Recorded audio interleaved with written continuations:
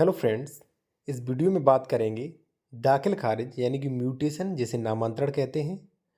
आपने अपनी ज़मीन खरीदी है या कोई भी ज़मीन आपके पास है उसका आपने दाखिल खारिज नहीं करवाया तो आपको कौन कौन सी परेशानियां होंगी वो मैं आपको बताने जा रहा हूँ। सेकंड पॉइंट, ज़मीन का जो बैनामा जो आपने रजिस्ट्री करवाई है वो कितने दिनों तक वैलिड रहती है, मान रहती है।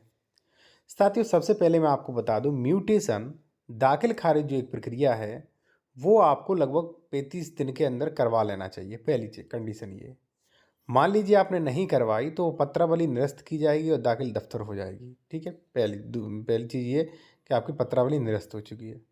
दूसरी चीज़ ये है साथियों, आपने म्यूटेशन यानी कि दाखिल खारिज करवाया नहीं। भले आपने ज़मीन खरीद ली, कब्जा कर लिया, लेकिन वो खतियान खतौनी जमाबंदी में नाम जो है वो अभी भी उसी व्यक्ति का है सरकारी रिकॉर्ड में जिस व्यक्ति ने आपको ज़मीन बेच दी, पूरा पैसा ले लिया। अब ज़मीन आपने खरीद ली बेशक, लेकिन सरकारी रिकॉर्ड में जो है किसके नाम है? अभी भी उसी के नाम है जिसने आपको बेची थी। ठीक है, अब वो उसी सरकारी रिकॉर्ड का मिसयूज़ करके, क्योंकि खतियान खतौनी जमाबंदी में उसका नाम है, वो दूसरे व्यक्ति को भी बेच सकता है कि देखिए सर, हमारा खतियान में नाम है, खतौनी में नाम है, आप खरीद लीजिए। हो सकता है दूसरा वो ज़मीन खरीद ले। अब दूसरा वो ज़मीन खरीद लेगा, जब कब्जा लेने पहुंचेगा पता चले उस पे आपका कब्जा है, या बाद में पता चलता है आपका कब्जा है, फिर दोनों आप और वो लड़ाई झगड़ा करेंगे।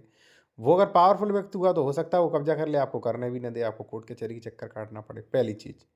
ठीक है, मान लीजिए उस व्यक्ति ने बेची नहीं, खतौनी उसके नाम है, नहीं बेची, वो एक्सपायर हो गया, तो वो ज़मीन उसके बच्चों के नाम उत्तराधिकारी के रूप में तौर पे चली जाएगी। फिर हो सकता है बच्चे किसी को बेच दें या बच्चे आपको परेशान करें। कई मेरे पास फ़ोन कॉल आती है कि सर बच्चे परेशान कर रहे हैं, या मान लीजिए दूसरा दूसरा बंदा परेशान कर रहा है कि दाखिल खारिज हमारे नाम प्रॉपर्टी खाली करो। ठीक है, तो ऐसे जो है इलीगल तरीके से जो है हैरेसमेंट किया जाता है, ये गलत है। ठीक है, दूसरा ये नुकसान हो गया आपको। उसके बाद जो सबसे बड़े नुकसान है साथियों वो हैं ये कि आप उसका सीमांकन नहीं करा सकते। सेक्शन 24 की कार्रवाई नहीं होगी, सेक्शन 134 की नहीं होगी। किसी ने कब्जा कर लिया तो आप बेदखली नहीं करा सकते हो। ठीक है, आपको जुर्माना भी नहीं मिलेगा, अवैध कब्जा हो गया। ठीक है, दूसरी ये दिक्कत। तीसरा साथियों, डॉक्यूमेंट्स में संशोधन, खतौनी खतियान में संशोधन भी आप 32/38 की कार्रवाई भी नहीं करवा सकते हो। आप म्यूटेशन नहीं है तो केसीसी भी नहीं ले सकते हो, आप म्यूटेशन नहीं है तो। इसके बाद जो है साथियों, आप 116 117 की कार्रवाई भी नहीं कर सकते, यानी कि अपना अंश डिक्लेरेशन नहीं करवा सकते हो, और धारा 117 अपना कुराभी, सेपरेट कुराभी नहीं बनवा सकते हो, क्योंकि इस सब के लिए जो है आपके पास खतौनी होना ज़रूरी है, तो खतौनी में आपका नाम होना ज़रूरी है। ठीक है, तो इतनी चीज़ों से आप वंचित रह जाओगे।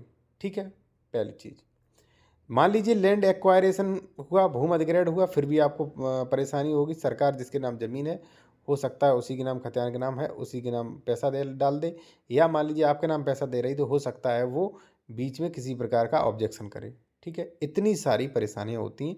गैर म्यूटेशन, म्यूटेशन सबका होता है। प्रॉपर्टी डीलर आपसे कहेंगे म्यूटेशन नहीं होता, दाखिल खारिज नहीं होता, बिल्कुल इलीगल है, सबका होता है। मैं आपको कोर्ट के आदेश भी दे सकता हूँ। सेकंड पॉइंट है साथियों कि ज़मीन का बैनामा रजिस्ट्री कब तक मान्य होता है। मान लीजिए आपने आज 2001 में जो है आपने रजिस्ट्री करवाई थी, ज़मीन खरीदा था। अब मान लीजिए आपने दाखिल खारिज नहीं करवा पाया, तो रजिस्ट्री कब तक मान्य रहेगी? रजिस्ट्री जो है लाइफ टाइम तक मान्य रहती है, जब तक कि रजिस्ट्री कैंसिल नहीं हो जाती। रजिस्ट्री जो है इलीगल तरीके से नहीं होती, अगर इलीगल तरीके से हुई तो उसका कोई मतलब ही नहीं। ठीक है, तीसरा जो है, जब तक आप वो ज़मीन बेच नहीं देते हो, ठीक है, तब तक। आप बेच दी तो रजिस्ट्री का कोई मतलब ही नहीं है, महत्व ही नहीं है। ठीक है, और भी आपका कोई लीगल क्वेश्चन है related to civil matters, property related, तो आप कॉन्टैक्ट कर सकते हैं। कॉन्टैक्ट नंबर वीडियो की डिस्क्रिप्शन में दिया